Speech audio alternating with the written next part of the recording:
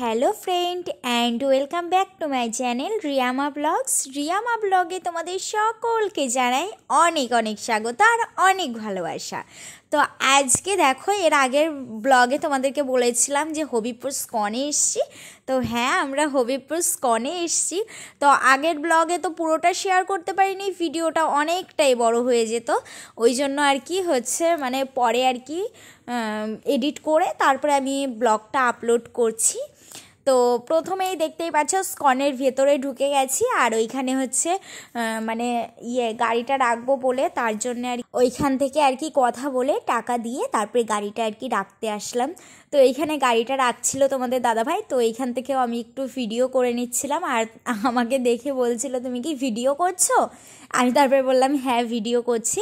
তো চলো, মানে আর কি স্কনের ভেতরে কি কি আছে না আছে এখন অফ টাইমে তো তোমাদের সঙ্গে শেয়ার করি। আর এই যে দেখো কত সুন্দর বোর্ড, এই বোর্ডগুলো না যখন অকেশন হয়, মানে যখন আর কি রথ হয়, মন্দিরে অনুষ্ঠান হয়, তখন আর কি চলে।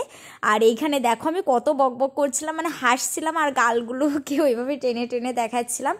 আর তোমাদের দাদাভাই বলছিল আর আমাকে কেমন লাগছে, তো এই নিয়েই আর কি আমরা হাসাহাসি করছিলাম। আর তোমাদের দাদাভাই বলছিল যে স্কনটাকে একটু জুম করে দেখাও, তো আমি বলছিলাম না জুম কি হবে, তারপর দেখলাম যে না, জুম হয়েছে।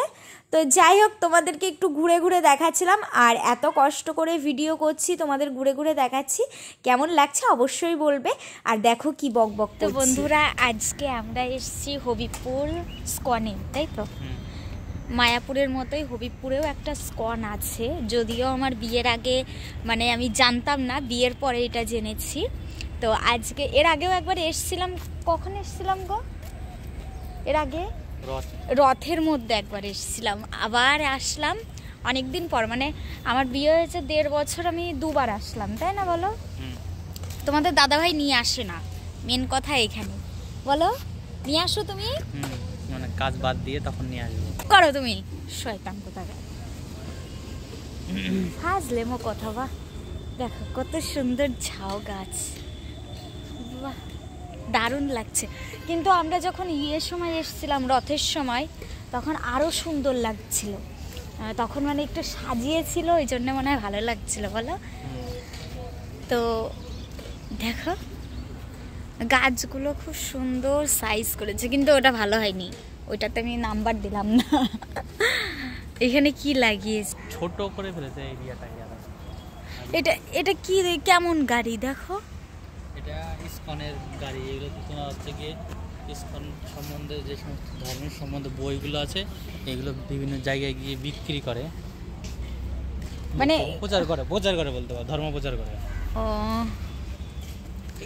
আর এইখানে কারা থাকে? এখানে যারা হচ্ছে কি ইসকন দেখাশোনা করে, যে সমস্ত ওই যে বেরোচ্ছে, হ্যাঁ হ্যাঁ, যে সমস্ত মানে যারা আর কি দেখাশোনা করে তারা থাকে। যেমন ওইখানে কি যেন বলে, প্রভুজি মহারাজরা, গুরু মহারাজরা থাকে, তাই তো?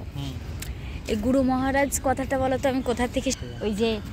তো তোমরা দেখলে আর শুনলে, মানে আমি কত বকবক করি, একটু বেশি বকবক করি, মানে আমি প্রচণ্ড কথা বলি। সত্যি কথা বলতে আমি কথা বলতে খুবই ভালোবাসি। আর তোমাদের দাদাভাই একটু কম কথা বলে, যার জন্য আর কি তোমাদের দাদাভাইয়ের সঙ্গে আমার মাঝে মধ্যে আর কি আমি ঝগড়া করি যে কেন কম কথা বলো। তো যাই হোক, যা বলছিলাম, এইখানে আর কি মানে খুবই ভালো লাগছিল এসে প্রথমত, আর দ্বিতীয়ত না মানে সেরকম কিছু ছিল না। তারপরেও দুঃখের বিষয় এই যে আর সবসময় মন্দির তো খোলা থাকে না, গেট একটা নির্দিষ্ট সময় থাকে, যেমন সকালবেলায় আর হচ্ছে সন্ধেবেলায় যখন সন্ধে আরতি হয়, মানে সন্ধ্যা আরতি যখন হয়, তখন আর কি গেটটা খোলে। আর এই যে রথটা যদিও এখন খুব একটা ভালো আর কি ডেকোরেশন করা নেই, একটু নর্মালি রেখে দিয়েছে। তো যখন আর কি রথযাত্রা হয় না, তখন খুব ভালো আর কি ডেকোরেশন করে, খুব সুন্দর করে ফুল দিয়ে সাজায়, দারুণ লাগে, খুবই ভালো লাগে। তো যেটা বলছিলাম, আর ওই যে পেছনে প্রথমেই দেখালাম, ওইখানে হচ্ছে করে, ওই মানে প্রসাদ আর কি দেয়।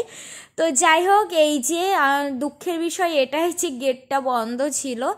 তো যাই হোক, অন্য একদিন এসে আবার দর্শন করব ভগবানের, বাইরের থেকেই ভগবানকে দর্শন করলাম, আর তোমরাও দর্শন করে নাও ভগবানকে।